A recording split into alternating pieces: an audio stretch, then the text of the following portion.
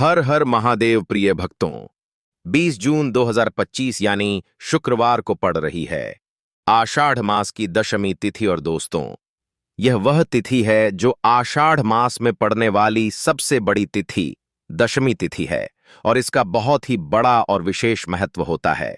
पूज्य गुरुजी ने कहा है कि अगर कभी भी मौका लग जाए तो आप लोगों को पीपल के पत्ते पर राम लिखकर बहुत छोटा सा उपाय करना है। इन दोनों का संयोग बहुत ही कम आता है। इसी के साथ में गुरुजी ने अपनी शिव पुराण कथा में बताया है कि इस दिन आपको एक पीपल के पत्ते पर राम वाला उपाय तो आपको अवश्य ही करना चाहिए, क्योंकि ऐसा दिन पूरे साल में सिर्फ एक ही बार आता है। दोस्तों, आप सभी लोग जानते हो कि शुक्रवार का अगर सबसे बड़ा कोई उपाय है तो वह पीपल के पत्ते पर राम वाला उपाय। तो दोस्तों, शुक्रवार के दिन आप लोगों को इस पीपल के पत्ते पर राम लिखकर बहुत छोटा सा उपाय करना है। बहुत सारे लोग होंगे जिन लोगों ने इस उपाय को ना किया हो, मतलब पूरा साल निकल गया, उन्होंने किसी भी दिन इस पीपल के पत्ते पर राम वाला उपाय को ना किया हो। पर दोस्तों, आपके पास एक पहला मौका बचा हुआ है जो कि 20 जून 2025 शुक्रवार के दिन है। इस दिन आप लोगों को इस वाले उपाय को जरूर कर लेना है। भले ही आपने पूरे महीने भर इस उपाय को ना किया हो, पर अगर आपने इस आषाढ़ महीने के शुक्रवार के दिन अगर इस वाले उपाय को कर लिया तो आपको इस उपाय को करने का वह फल मिलेगा जिसकी आपने कभी कल्पना भी नहीं करी होगी। इसीलिए आप लोग इस वाले उपाय को एक बार जरूर कर लेना है, ताकि आप लोगों के हाथ से यह मौका न जा सके और आपको इस उपाय को करने का फल मिल सके। दोस्तों, यह उपाय पंडित जी ने अपनी अभी की ही श्री शिव महापुराण की कथा में बताया है। जी, इस उपाय को आज हम आपको बहुत अच्छे से समझाने वाले हैं। इस वीडियो को देखने के बाद इस उपाय को समझने के लिए आपको कोई और वीडियो को देखने की जरूरत नहीं पड़ेगी। तो चलिए दोस्तों, उपाय को शुरू करते हैं। देखिए, इस आषाढ़ महीने के शुक्रवार के दिन यह इतना खास होता है, इतना महत्वपूर्ण होता है। देखा गया है कभी कभी बड़े बड़े पूजा पाठ अनुष्ठान से जो मनोकामना पूर्ण नहीं होते, वह आषाढ़ महीने की शुक्रवार के दिन एक छोटे से उपाय करने से ही आपकी मनोकामना पूर्ण हो जाती है।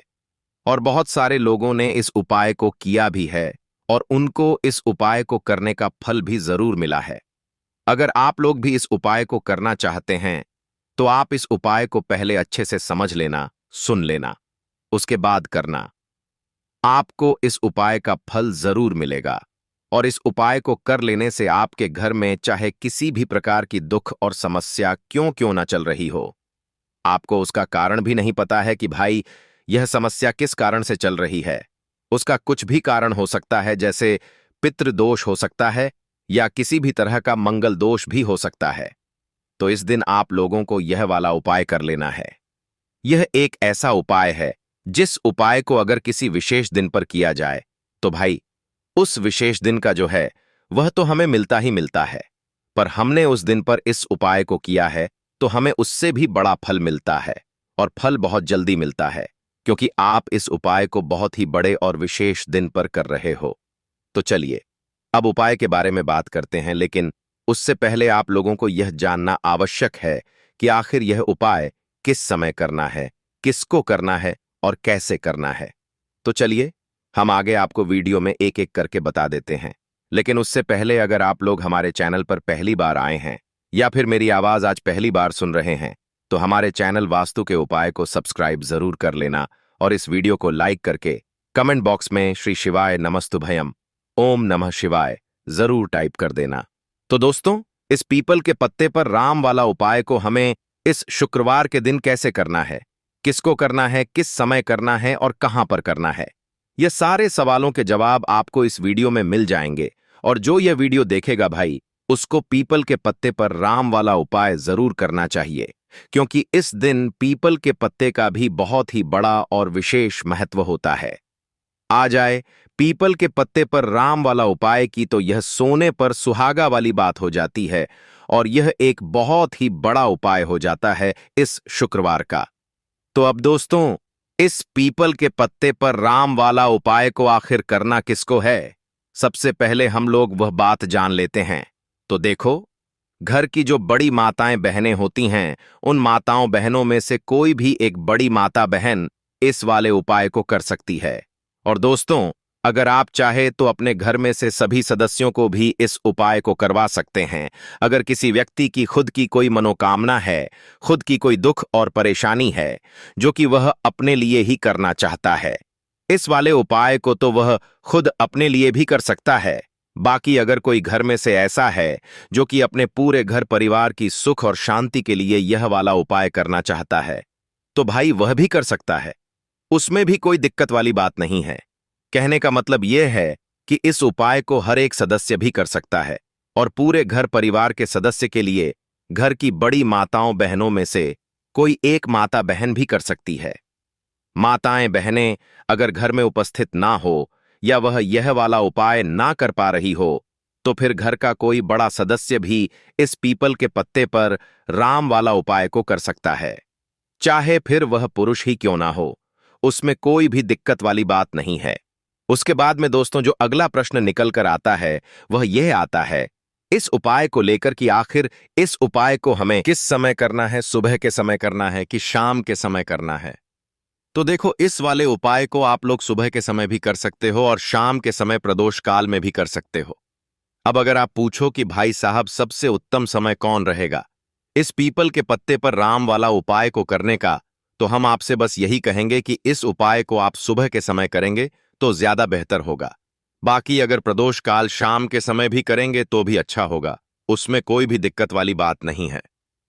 तो अब दोस्तों जो अगली सबसे बड़ी और महत्वपूर्ण बात आती है वह यह आती है कि सुबह अगर हम उपाय को करेंगे तो हमें कितने बजे से लेकर कितने बजे तक के बीच में करना है, और शाम के समय प्रदोष काल में करेंगे तो हमें कितने बजे से लेकर कितने बजे के बीच में करना है। तो देखो, सुबह जितनी जल्दी हो सके आप उपाय को करने की कोशिश करना। बाकी अगर किसी कारणवश लेट भी हो जाओ, थोड़ी देर भी हो आए, तो 10 या 11 बजे तक भी आप उपाय कर लेना, पर 12 बजे से ज्यादा देरी ना हो। ठीक है, इस बात का ध्यान रखना। उसके बाद में दोस्तों, अगर शाम के समय प्रदोष काल की बात करें, प्रदोष काल का जो समय होता है वह शाम के 6 बजे से शुरू हो जाता है। मतलब शाम के 6 बजे से लेकर 7 बजे के बीच का जो समय होता है, यह समय प्रदोष काल का समय होता है। तो आप इस उपाय को 7 या 8 बजे के बीच में भी कर सकते हो। मतलब शाम के 6 बजे से रात 8 बजे के बीच में आप कभी भी इस वाले उपाय को कर सकते हो। उसमें कोई भी दिक्कत वाली बात नहीं है। हमें किसी भी दिन आपको पीपल के पत्ते पर राम लिखकर बहुत छोटा सा उपाय करना है। ऐसा समझ लीजिए, जितने भी आपके शत्रु हैं, जो भी आपके विरोधी हैं, दुश्मन हैं, जो आपको हर तरफ से परेशान कर रहे हैं, अब उन शत्रुओं की अकड़ निकलेगी। शत्रु का किया कराया भी तुरंत हट जाएगा। जब शुक्रवार में आप इस छोटे से उपाय को करेंगे तो देखिए, आज की वीडियो विशेषकर उन लोगों के लिए ही है जो अपने जीवन में शत्रुओं से और दुश्मन से बहुत ज्यादा परेशान हो चुके हैं। देखिए, जगत जननी मां जगदम्बा का हम शुक्रवार में पूजन करते हैं और उनसे जुड़े हुए उपाय करते हैं। साथ ही साथ आपको बता दें कि शुक्रवार में संकट मोचन हनुमान जी का पूजन करने से और उनसे जुड़े हुए कुछ उपाय करने से जीवन के बड़े से बड़े कष्ट भी क्षण भर में दूर हो जाते हैं। तब बहुत कम समय में आपके शत्रु और आपके विरोधी आपके जीवन से दूर हो जाएंगे। आपके दुश्मन लाख कोशिश करने के बाद भी आपका बाल भी बांका नहीं कर पाएंगे, अगर आप शुक्रवार में इस छोटे से उपाय को कर लेते हैं। अब देखिए, आज का जो समय है यह कलयुग का समय है और कलयुग के एकमात्र देवता जो अपने भक्तों के जीवन से सारे कष्टों को दूर कर देते हैं वह स्वयं हैं संकट मोचन हनुमान जी। और संकट मोचन हनुमान जी का पूजन अगर आप शुक्रवार में करते हैं और उनसे जुड़ा हुआ यह छोटा सा उपाय अगर आप शुक्रवार में किसी भी दिन कर लेते हैं, तो ऐसा समझ लीजिए, आपके जो शत्रु हैं, आपके जो विरोधी, आपके जो दुश्मन हैं, यह किसी भी तरह से आपको परेशान करने का प्रयास कर लें, आपका बाल भी बांका नहीं कर पाएंगे। दूसरी चीज, अगर आपके शत्रु ने आपके ऊपर कोई भी तंत्र करवा रखा है, कोई भी जादू टोना, कोई भी ब्लैक मैजिक आपके ऊपर करवा दिया है या करवाने का प्रयास कर रहे हैं, ऐसा समझ लीजिए वह किया कराया आप तक पहुंचेगा ही नहीं। और अगर आप तक पहुंच गया है, कोई भी ब्लैक मैजिक तुरंत हट जाएगा जब आप इस छोटे से उपाय को शुक्रवार में करेंगे। देखिए, उपाय छोटा है लेकिन बहुत महादिव्य चमत्कारी है। मतलब उपाय को करने में ना तो आपका ज्यादा समय जाएगा, ना ही इसमें आपके ज्यादा पैसे लगने वाले हैं। और ऐसा समझ लीजिए कि एक बार ही अगर आपने इस उपाय को शुक्रवार में कर लिया तो इसका महादिव्य चमत्कार आप खुद देख लेंगे। तो शुक्रवार के जो 9 दिन होते हैं ये बहुत ही सिद्ध दिन होते हैं। मतलब शुक्रवार के दिनों में 9 माता रानी हमारे घरों में आती हैं, अपने भक्तों के जीवन से कष्टों को दूर करती हैं। साथ ही साथ आपको बता दें कि शुक्रवार के टाइम पर जब भी आप संकट मोचन हनुमान जी के उपाय करते हैं तो मां दुर्गा की आपको असीम और विशेष कृपा मिलती है। मां दुर्गा आपसे बहुत जल्दी प्रसन्न होती हैं और आपके सारे संकटों को वह दूर कर देती है। तो पीपल के पत्ते में और पीपल के पेड़ में होता है। देवी देवताओं का वास पीपल के पेड़ में। श्री हरि विष्णु साक्षात मां लक्ष्मी वास करती हैं। पीपल के देव में हमारे पितरों का वास होता है। पीपल का जो पेड़ होता है इसका पूजन करने से शनिदेव की कृपा उनका आशीर्वाद मिलता है। और पीपल का पत्ता जो है इसका उपाय शुक्रवार में करने से व्यक्ति के जीवन से बड़े संकट और कष्ट दूर हो जाते हैं, जिसमें कि शत्रु और आपके दुश्मन जो हैं यह पूरी तरह परास्त हो जाएंगे, चारों खाने चित हो जाएंगे और कभी भी आपका कुछ नहीं बिगाड़ पाएंगे। अगर यह उपाय आप करते हैं तो देखिए, यह उपाय स्त्रियां भी कर सकती हैं, पुरुष भी कर सकते हैं। किसी भी दिन आप इस उपाय को कर सकते हैं, ठीक है ना। इसमें दिन आपको नहीं देखना है कि किस दिन करें, जिस दिन आप चाहा उस दिन इस उपाय को आप कर सकते हैं।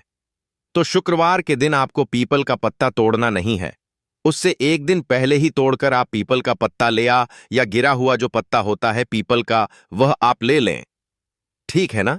बस इस चीज का आपको ध्यान रखना है कि शुक्रवार के दिन पीपल के पेड़ से कोई भी पत्ता हम नहीं तोड़ते हैं। इस चीज का आपको विशेष ध्यान रखना है। तो आपको लेना है पीपल का एक पत्ता और शुद्ध जल से उसे साफ कर लेंगे पहले, जिससे कि धूल मिट्टी अगर पीपल के पत्ते पर हो तो वह हट जाए। फिर गंगा जल का थोड़ा सा छिड़काव यानी थोड़ी सी छींटे आपको इस पीपल के पत्ते पर मारनी है और इस पीपल के पत्ते को फिर कपड़े से पोंछकर आपको साफ कर लेना है, बिल्कुल सुखा लेना है। अब आपको लेना है थोड़ा सा सिंदूर, जो केसरिया वाला सिंदूर आता है जो हम संकट मोचन हनुमान जी को चढ़ाते हैं, वह केसरिया सिंदूर आपको लेना है। थोड़ा सा जल डाल के इसे गीला कर लेंगे और इसी सिंदूर से इस पीपल के पत्ते पर आपको भगवान राम का नाम लिखना है। अब किससे लिखेंगे? माचिस की तीली ले सकते हैं, उससे लिख सकते हैं। किसी भी तरह से आपको भगवान राम का नाम इस पीपल के पत्ते पर लिखना है। लिख लिया। एक आपको चमेली के तेल का या सरसों के तेल का दीपक तैयार करना है और एक कोई भी आपको लेनी है। मिठाई में यहां पर आप बूंदी का प्रसाद ले सकते हैं, बेसन का लड्डू ले सकते हैं और अगर आप इमरती ले लेते हैं तो यह और भी उत्तम है। देखिए, इमरती का जो भोग होता है यह संकट मोचन हनुमान जी को बहुत ज्यादा प्रिय है। अब यह सारी चीजें लेकर आपको जाना है संकट मोचन हनुमान जी के मंदिर में।